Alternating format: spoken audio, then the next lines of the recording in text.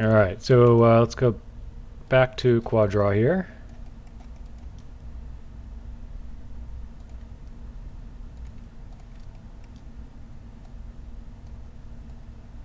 And just kind of figure the rest of whatever's going on here out. I think I can probably reduce some of this stuff down. Now, which one of these was I going to put on that edge? So I think this was my my little strip of polygons that I'm trying to have live kind of on that edge there, this little roundness, but it looks like it might be a, oh, I don't know, just a little high over there.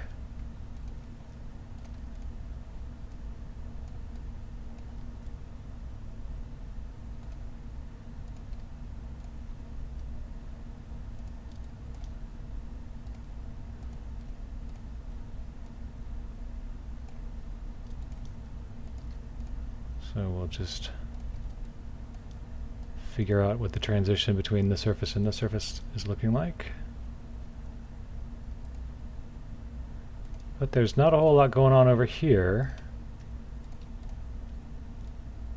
So I think we can terminate some of those edges. It's good to terminate edges. I actually noticed something up here that I wanted to change. It's good to terminate edges, but if what you're doing is you're adding in triangles where it would be pretty easy to not have triangles and not that much more expensive, it's actually better to not have them. So for instance, if I just ran this edge all the way across there, I get rid of this triangle and I get rid of this triangle, and that's actually kind of a win. I'm not sure that it would be super easy to do this, basically deleting those faces, if there's like another way to add the geo in that I want, but I know that this is fairly straightforward, so I'll just recreate it. And now we've got these two triangles, which I can actually just turn into a quad. So big win there.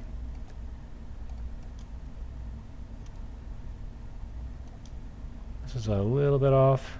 You probably won't notice it in the bake. It probably look just fine. But you know, if somehow you catch it at a glancing angle and it's not consistent, it might be obvious. So I'm kind of looking at this. I think I want to pull that out just to get a little bit of that feature there, so I don't have to add an extra edge in there to capture it. Which means this is probably going to need to go down. Perfect.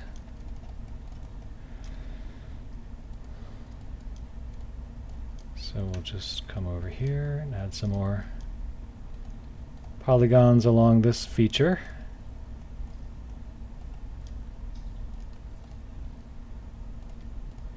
Oops.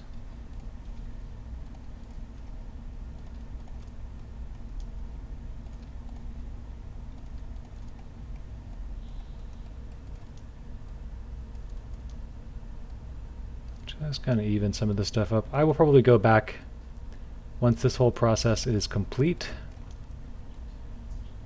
and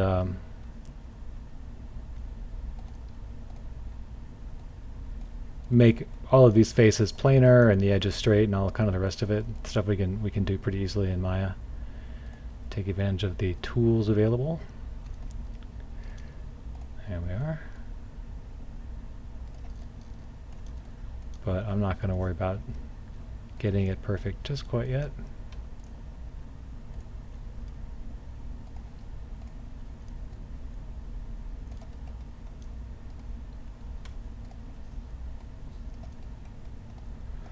So this is actually a good place to use our little tab middle mouse. We can drag both of these out at the same time.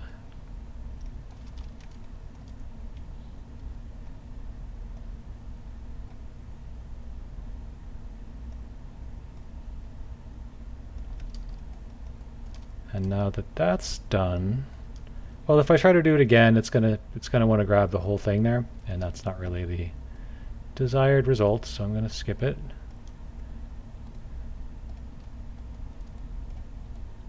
Probably going to want a little bit of support along there.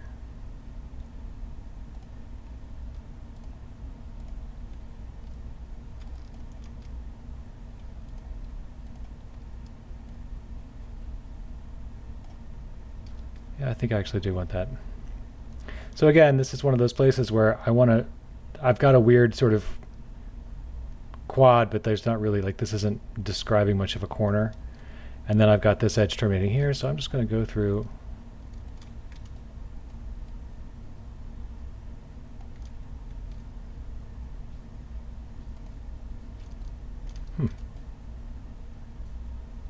So we have a little bit of a, yeah, I think that's what we're thing on too. I just noticed that when that went away on accident, it actually didn't look that bad.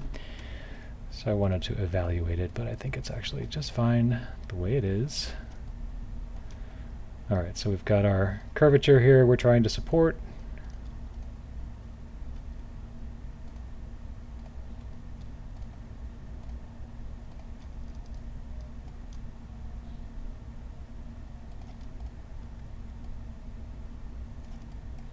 All right. So that section is largely, at least first pass, done. Again, we always reserve the right to come back and add or remove as is necessary.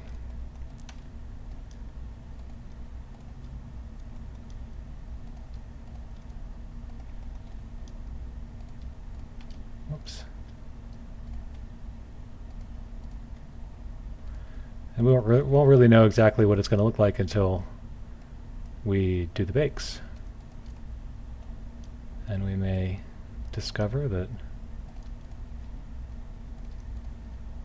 something looks a little bit too crunchy, or, you know, whatever. Baking is definitely a fairly fraught process, at least initially. There are only a few things that can actually go wrong, like for real. Like if it's broken, there's a handful of stuff that you got to check. But it can not actually break and still not look that great. So that can be a little bit of a frustrating scenario. I wonder what's going on here. Some of these points just not want to generate faces. So this is a pretty big round curve, so we definitely want to make sure that we are being very generous and don't want to have a situation where there's like a obvious faceting happening. So I think something like that's probably going to work pretty good.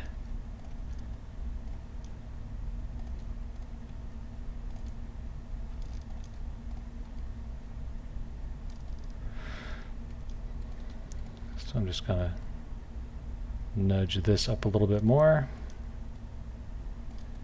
We have, nope, we need that one. I was thinking that was a quad, but I didn't notice that.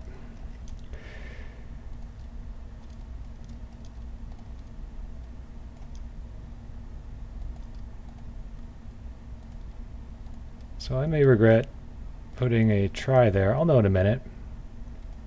But I think we're going to need to terminate some of these edges anyway.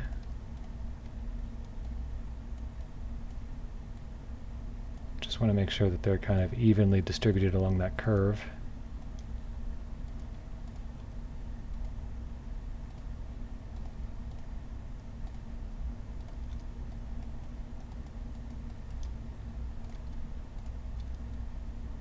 And we have this little tiny divot in there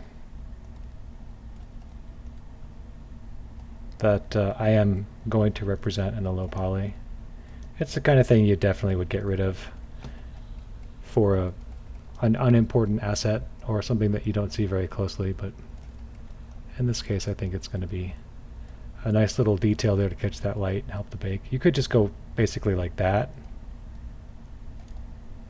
Honestly, that's fine. We're going to do that. Never mind.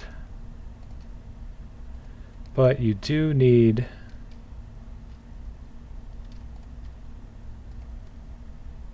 some way to kind of separate that. So I think that's probably, there we go. All right, well, looks like we're getting pretty close to 10 minutes here, so I'm going to go ahead and wrap it up.